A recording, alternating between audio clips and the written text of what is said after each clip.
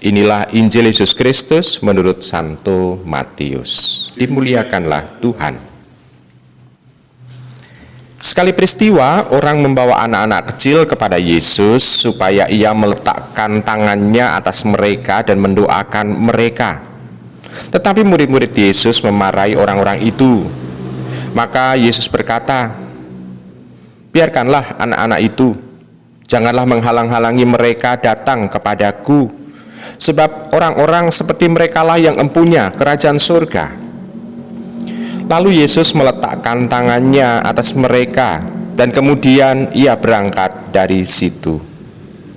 Demikianlah Injil Tuhan kita. Terpujilah Kristus.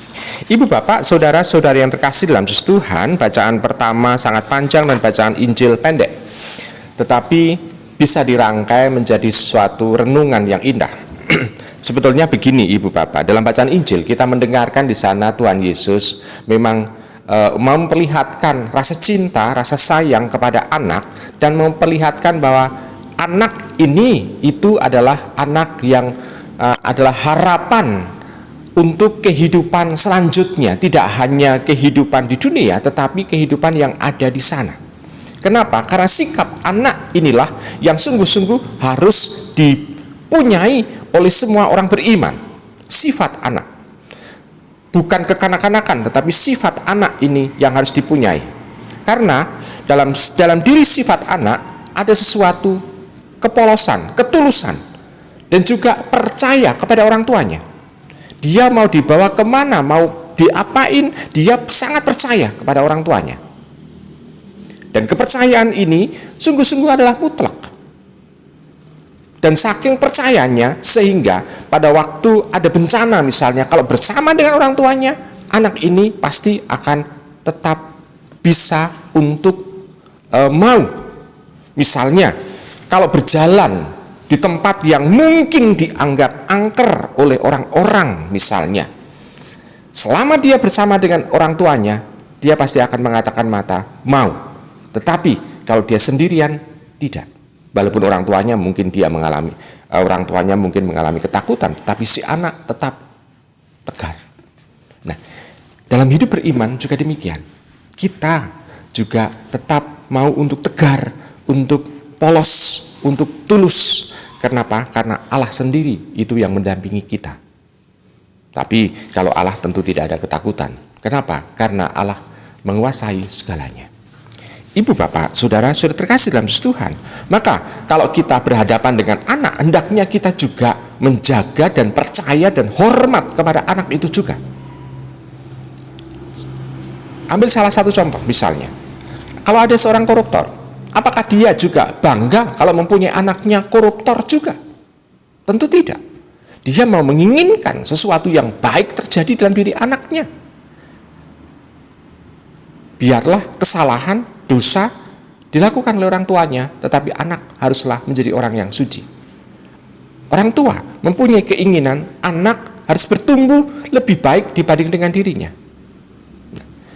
Dengan demikian kita tahu dan juga harus mempunyai kemampuan untuk memberikan yang terbaik kepada sang anak. Maka dalam kehidupan kita sehari-hari hendaknya kita juga memberikan yang terindah supaya anak bisa bertumbuh, berkembang, dan akhirnya bisa menantang masa depan mereka yang mungkin lebih berat dibanding dengan masa depan kita.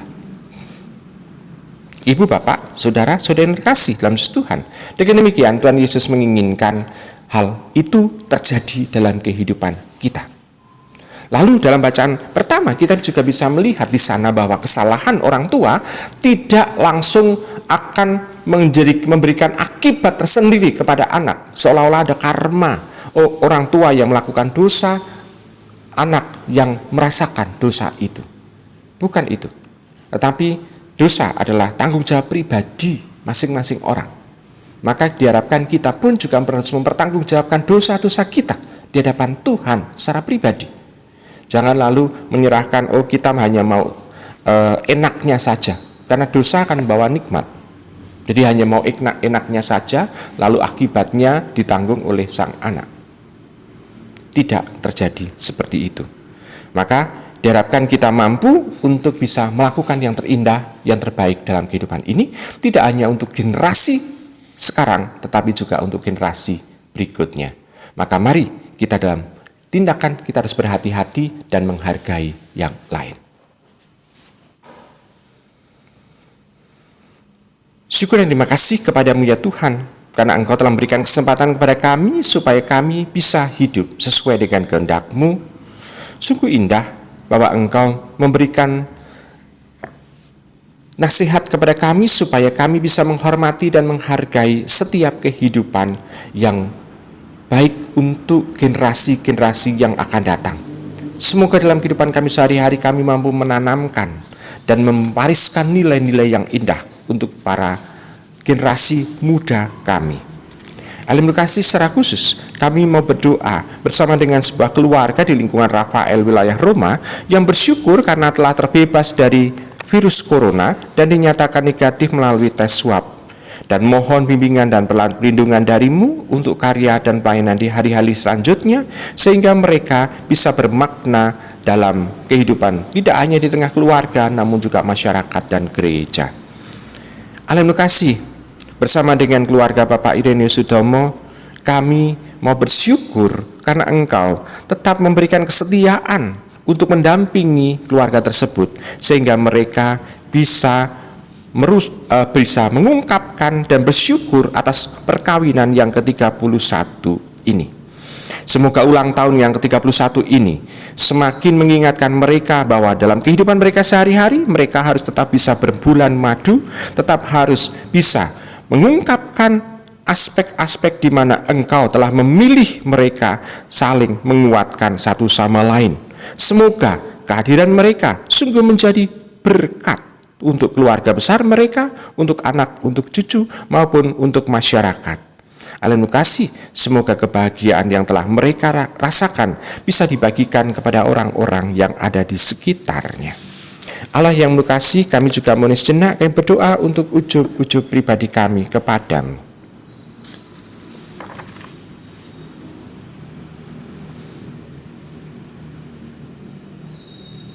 Itulah doa yang kami ungkapkan kepadamu ya Allah. Kami percaya bahwa Engkau akan mengabulkan semuanya itu dengan pengangkatan Kristus Tuhan dan pengantara kami. Amin.